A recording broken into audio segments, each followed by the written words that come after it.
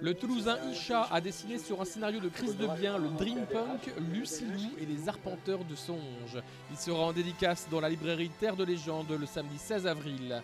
Nous sommes dans un 19e futuriste où le peuple est contrôlé par l'absente absinthe. Oui, on a fait appel à ça pour rappeler justement cette histoire d'opium, d'accoutumance, et donc qui contrôle le peuple grâce à cette matière qui a été donc recherchée par l'héroïne, qui sont donc des poupées, quoi. Et j'étais vachement intéressé par Burton, et puis donc ce côté un peu couturé de la femme, ça fait penser à l'étrange Noël de Monsieur Jack aussi. Puis après maintenant la femme esclave, oui et non, quoi. Je veux dire, on l'est tous un peu de quelqu'un, quoi. Donc en réalité, c'est plein de monde qui se collent les uns aux autres, qui en réalité n'en forment qu'un, mais après on voit ce qu'on veut bien voir.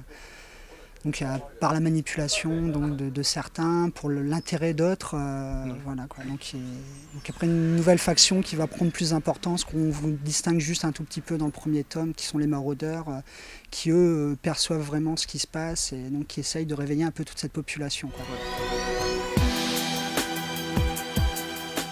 J'étais très impressionné par le travail de Mucha, Clint, donc je me suis dit c'est le meilleur endroit pour pouvoir le ressortir et puis pouvoir m'amuser un peu avec tout ça, quoi. Même les policiers avec leurs chapeaux haut de forme, on peut penser à la police secrète du 19e. Oui, cette période est très riche, je trouve, ne serait-ce que pour la littérature, on le voit bien, il y a plein de choses autour de ça, les bas-fonds de Londres, toutes les histoires qu'on a pu y rencontrer, que ce soit des romans policiers ou fantastiques, il y a un petit côté un peu, je ne vais pas dire féerique, mais un peu magique, un peu étrange. Pareil, les fameux policiers avec les chapeaux de forme, j'aurais fait un grand bec pour faire rappeler aussi aux médecins qui travaillaient sur la peste.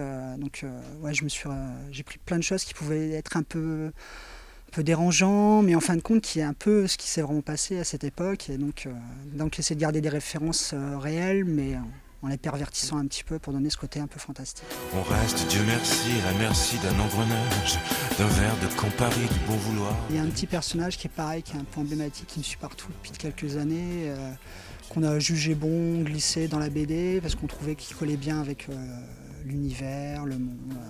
Et donc on s'est dit, ouais, pourquoi pas, ça permet d'avoir des petites cassures, des petites coupures, pour peut-être expliquer certaines choses qui ne sont pas toujours évidentes quand on plonge dans un univers complètement différent. C'est vrai que dans la narration on part, et puis au bout d'un moment on se dit ouais mais nous on comprend, mais est-ce que le lecteur va vraiment comprendre? Donc ce personnage c'est un peu de garde-fou en disant ouais attends, revenez un peu en arrière, je vais vous expliquer ceci, cela, à quoi ça sert. Est-ce que c'est une histoire politique? Je pense pas, peut-être que le scénariste y voit quelque chose de politique, moi j'y vois plutôt un conte, quoi. Ça pourrait être un conte social, ouais.